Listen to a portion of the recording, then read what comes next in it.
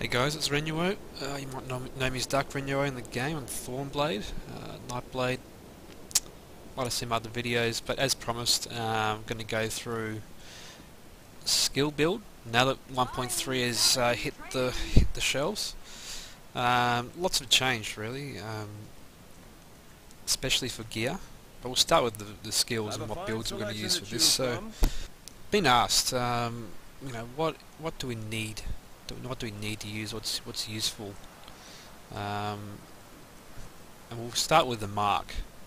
There's two different types of mark. You've got piercing mark, and you've got the unmorphed, and the other morph version, which I think is called a Reaper's mark. And just in PvP wise, you have to use piercing mark. People have got, other Nightblades cloaking. You might mark them before then to stealth, so it's pretty essential. It's definitely found me another 2 to 3% more kills alone. Open for business. And obviously the restored health is essential. If you sometimes it can save your life and keep you in the fight, especially if you're hard hitting enough. You don't really need a resto staff. And all that sort of thing, or any other style to keep yourself alive. If you can hit and kill fast enough, you can keep your health up. That's another reason why I use Killer's Blade instead of the ranged one in my melee. So we'll talk about that in a sec. Double take. I mean, I flirted with the idea of using this stuff, but it's just too weak. 15% for 26 seconds is for the cost. I mean, I'm not running much magic in my build to begin with, and that cost is just too high, and it's too weak. Maybe if it was 30% for the 26 seconds and then an additional 15%, I might think about it, but why would you use that when for 392 magicka when you can use cloak, albeit a bit buggy, which is a lot more controllable. On that note, incapacitating strike I think is out the window unless Soul Tether gets nerfed too hard, but I don't fancy it as a go-to at the moment. But obviously Soul Tether is going to get touched on, so maybe that will come back in the picture for me. But at the moment it's still good, but the way Soul Tether is right now, it's the way to go. The next big thing, Shadow Disguise or Dark Cloak. What's the way to go? And someone asked me before, are you relying on the critical strikes from the cloak? And I don't know if I'm relying on it. Don't really see too much difference between the two cloaks. Removing a couple of effects is not really doing it for me with Dark Cloak, so Shadowy Disguise has to be it. The build I'm going for is Glass Cannon. There's no other way to put it. I'm not totally the softest character out there, but I feel that you've got to just kill fast. The way I've gone is just you've got to kill as fast as possible, or at least have a capacity to deal lots of damage.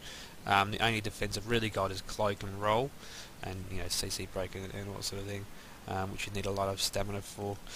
Concealed weapon I've picked up for a bit of more speed around the I don't really use it that much.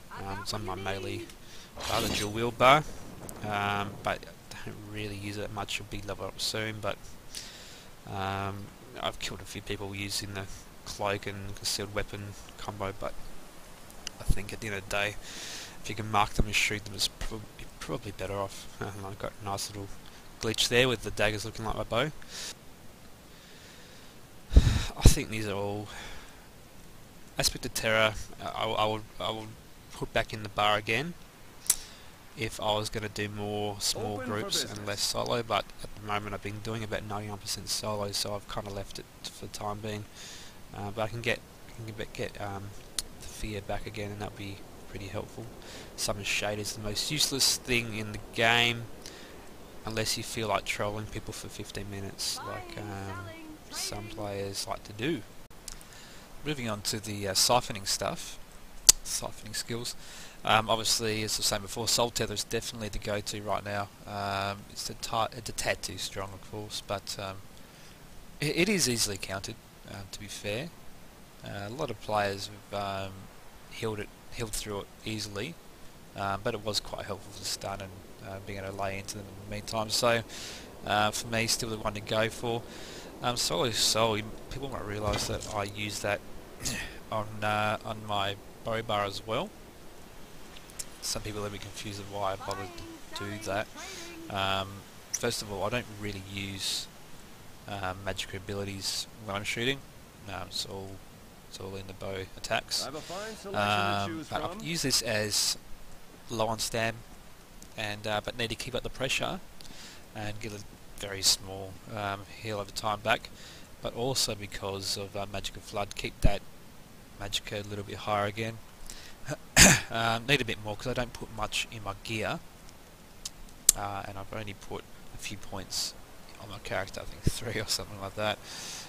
So the magic is helpful for at least using more cloaking and that sort of thing too. And of course your passive. So I've been playing around with some of this stuff, but so far not looking to use it. I know siphoning attacks is a very popular choice for some players, but I know that the real reduction is only really 10% or so. But as I said before, this build I'm going for is all attack, all offense, no defense, and I just don't want any reduction in the hits. Look, the biggest thing is if you can kill your target quickly enough, you can cloak again. No matter how many enemies are there, they might get a slight bit of a hint of where you are. But if you position yourself well, you can kill one, cloak, and kill another. And once again, I just don't think that. I know you can manage it well. You can toggle it on and off. And some players builds really rely on this. If you're going for a bunker style build that has to last a while, or more of a hybrid, this is definitely a very strong choice. Don't get me wrong, so I'm not bashing on any players that are using that. There's some extremely good knight players out there that are taking full advantage of that. Just not for this build. Definitely, if you want to go with more of a defensive build, and you might even notice from my previous build, it was a lot more defensive. I had a damage shield on the gear. I had a lot more health in my previous setup than I do now. But with the weapon damage cap rate rising, that was a clear choice for me. That you can go for that 2.5 to 3k burst and kill players that way. Even some of the very defensive players have been getting dropped by me, and you might even have been on the receiving end of that. It's just the way it is. I'm definitely much softer. I don't have that damage shield anymore from sort of White Strikes. The White Strike set used to have a 3-piece damage shield. Might be getting confused with Song of Lemay. No, it's not. So I had Song of Lemay as my other set to compensate for vampirism taking my health regen, but I feel that once again my health regen's at 16 or something right now, so unless I go feed, I can be bothered. I mean, that's the most annoying thing in the game is being a vampire, is if you want to bother to feed to get your health regen back. Alright, I'm digressing a bit, but at Sap Essence I use once again my PvE. I'm coupling that with Impulse. I've got a Destro Resto build as well. I do not enjoy playing the sticks in PvP. I don't even think it is the best way for my playstyle anyway. The whole block of the Resto stuff and Swallow's Soul and that sort of thing is just, I don't find it that fun.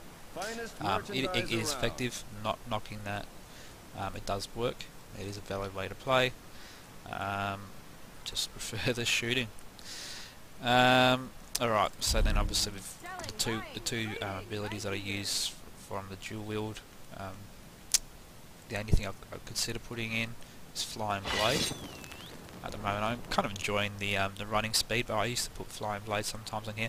This number 4 slot for me has changed more than my underpants ever since I started playing this game. It's just coming and going. Flying Blade is definitely a strong choice in the game. I know some people getting bug crits for 7k and 10k and all this rubbish, but I have not been able to replicate that. I need to give it a go, but just for fun. But it's not happening for me. Must be some sort of crit bug, as other people say. Blinding Flurry is my answer to the blocking going on in this game. It is much stronger than it used to be. That's one thing. It is doing good DPS now, and then if you come from stealth, even a slightly bit stronger once again. And I've cloaked a Blinding Flurry and noticed it is very, very strong. So that is definitely one reason of using the Flurry. The hits for what am I putting on about? The hits drain the stamina. It's a fairly quick attacking skill. Still Tornado I played with in PvE once again. Still don't think Nightblade is such a good choice for farming AoE mobs, but yeah, it's one for another day. Though it is fairly straightforward, I really do not rate any of these three at all as a choice in PvP. I know the Magnum Shot is got some value, arrow spray and all that sort of stuff, but look, if it comes down to it, the most important thing I see only a few people, but some using the poison injection instead of the venom arrow. Terrible choice in my opinion. The interrupt is absolutely invaluable. It would save you from a solo assault, which is now very strong, and obviously interrupts many different things going on in the game. Also, it is just good damage. So you got the interrupt and you got decent damage. Obviously, you couple that with light attacks, and you can or heavy attacks. They can be fairly good with this build too. And I used to have lethal arrow for just about forever. I only just leveled this up actually through PvP. Took a while. But focused aim is now my choice, with going for all the glory, all the damage. Focused aim is definitely the way to go for me. I've actually found that additional 5 meters you gain on hit to be pretty good. I've found some use for that, and obviously always like getting the long shot bonus in. Fairly straightforward. We don't really want to discuss these things here, but they are real. You might have noticed the Flawless Dawnbreaker I'm running, and that is for weapon damage. So everything I'm doing is for weapon damage. I'll talk about the gear soon, but Flawless Dawnbreaker is a must if you're wanting to run this kind of high DPS style. I haven't bothered to really think about too much the silver bolts and all this sort of jazz. But the Flawless Dawnbreaker has been a good change. I used to use a lot of Solar Assault. I think it's to kill players who are not ready for it, who don't have a counter. Solar Assault will get you kills, don't get me wrong. I think the overall improvement from using the Flawless Dawnbreaker is better than killing the odd person not prepared for the Solar Assault. So Flawless Dawnbreaker it is for me, and then I don't really use the ultimate very much. It does do decent damage now and then. You know, you got a pack of 4 or 5 in front of you. You might surprise yourself with this now and then. Might have noticed in one of my previous videos, someone hit me for 2.5 or 6k with it. And this is before the patch, so I don't know how you managed that. But Soul Tether is really what I use at the moment. Might change that to Phalar Blades or Incapacitating Strike depending on the way the meta changes, which is always changing, and never think it's always going to be the same. I mean, the gear changed dramatically for me. Major skill, I don't use any Undaunted stuff. I haven't really leveled it up. I've thought about using the Alliance War stuff, but not really doing much at this stage other than the passives. So moving on to the gear, we'll quickly touch on the provisions. you've just got to use what's going to maximise you the most. My stamina is fairly high, so I haven't tried to bother using the purple, you know, the consummate honey brittle, I think it's called. And what potion do I use? Definitely the tripod. That's all I use. Tripod is just so handy for everything. Being a Nightblade, also you get potion effectiveness as well.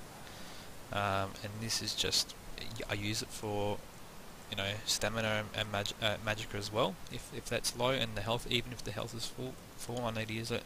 It's a one size fits all. I just think it is the most essential thing in the game, you know, potion wise. So these are the two I go for.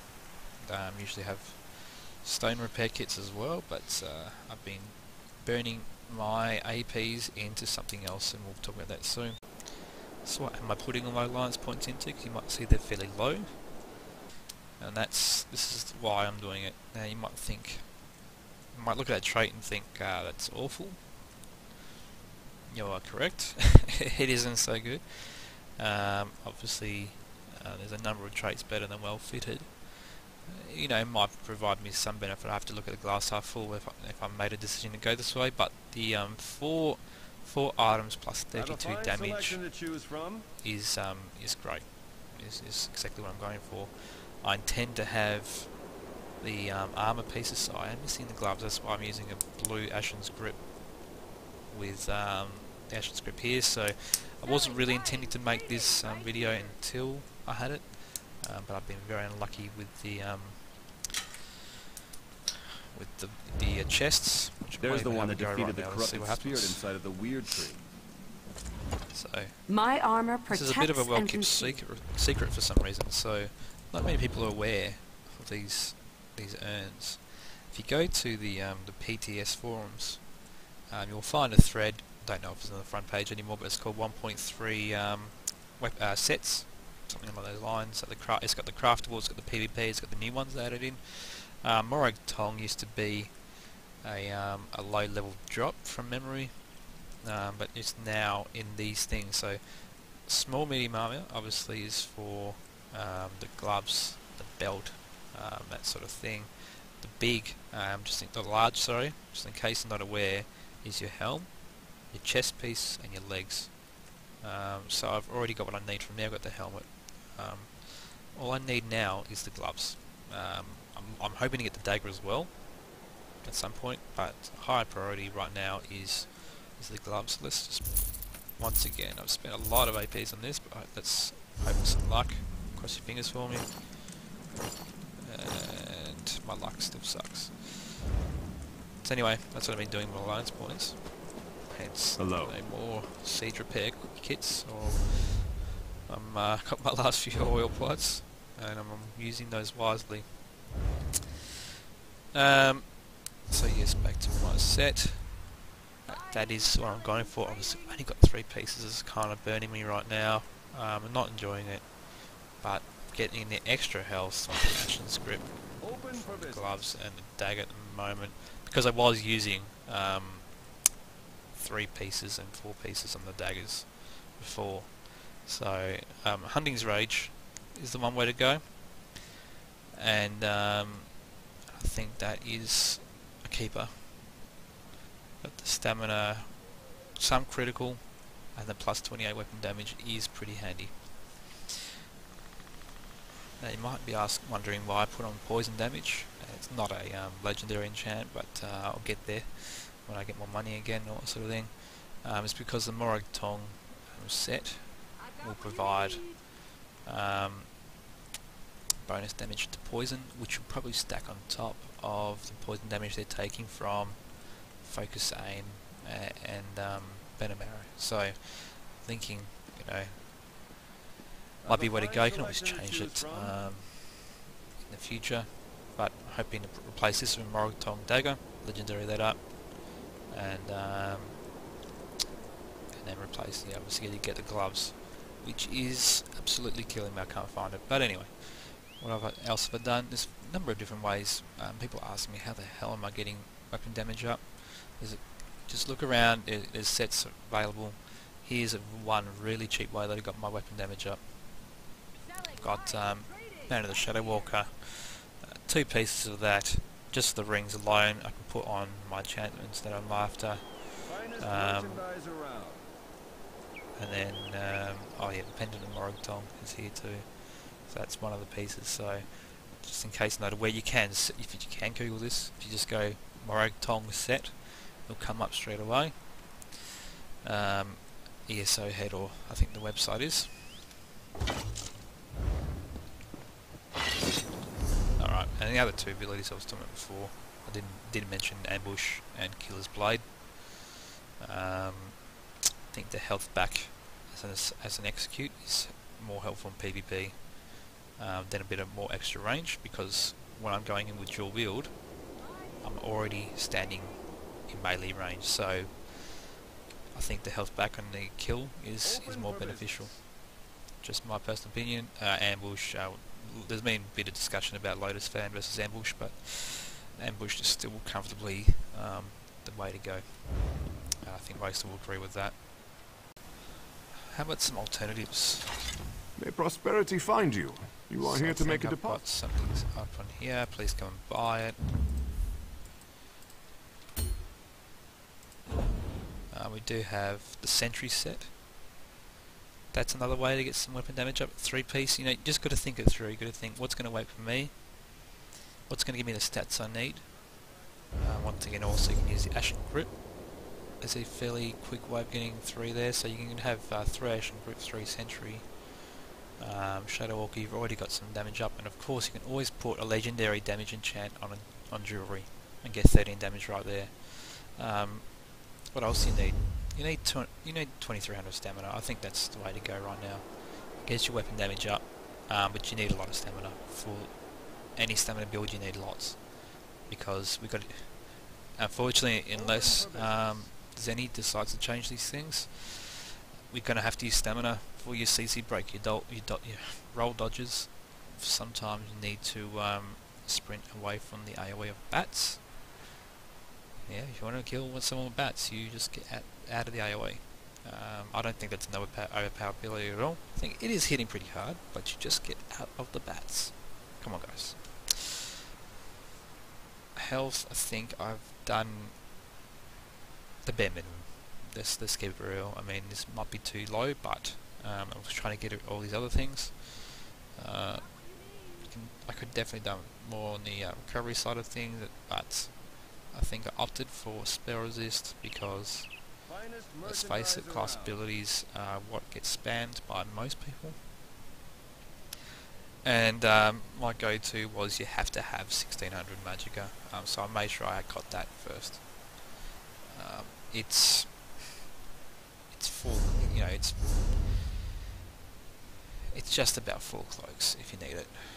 You can use a potion, obviously, extend it out. You need 1600 bare minimum. If you don't want to be as glass cannon as I am, then you probably want to consider, instead of maybe the damage enchant, you might want to go an armor enchant. Look at the sets and see what you like, see what's going to fit to your playstyle. If you want to be a stealthy hidden assassin, this is definitely the way to go. I think that's enough from me, so hopefully you got some assistance from that, and look forward to seeing you in Thornblade.